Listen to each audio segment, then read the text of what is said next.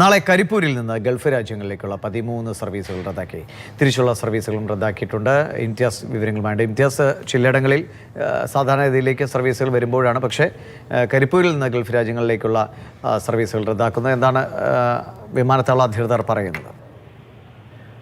ഭീഷ്മണി, നാളത്തെ 13 സർവീസുകളാണ് കരിപ്പൂരിൽ നിന്നുള്ളത് സൂചിപ്പിച്ചതുപോലെ തന്നെ റദ്ദാക്കിയിട്ടുള്ളത്. അതുപോലെ തന്നെ തിരിച്ച് ഗൾഫ് രാജ്യങ്ങളിൽ നിന്ന് തിരിച്ച് ഇങ്ങോട്ടേക്കുള്ള 15 സർവീസുകളും നാളെ റദ്ദാക്കിയതായിട്ട് അറിയിക്കുന്നുണ്ട്. അതിൽ എയർ ഇന്ത്യയുടേത് മാത്രം 12 സർവീസുകളാണ് ഇപ്പോൾ റദ്ദാക്കിയതായിട്ട് പറയുന്നത്.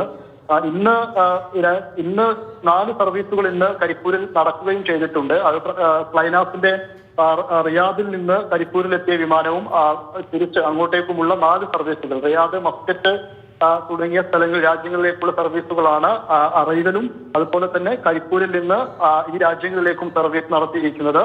ഒരുപക്ഷെ ഏതെങ്കിലും തരത്തിൽ എയർ ഇന്ത്യയുടെ ഭാഗത്തു നിന്നൊക്കെ അറിയിപ്പ് കിട്ടിയാലുടൻ എയർപോർട്ട് അതോറിറ്റി അതടക്കം നാളെ റീഷെഡ്യൂൾ ചെയ്യുമെന്നും എയർപോർട്ട് അതോറിറ്റി കൃത്യമായി തന്നെ അറിയിക്കുന്നുണ്ട്. എന്തായാലും കഴിഞ്ഞ ദിവസമൊക്കെ ഇന്ന് വരെ 22 സർവീസുകൾ, 21 സർവീസുകൾ ഇന്ന് മാത്രം കരിപ്പൂരിൽ നിന്ന് റദ്ദാക്കിയിരുന്നു.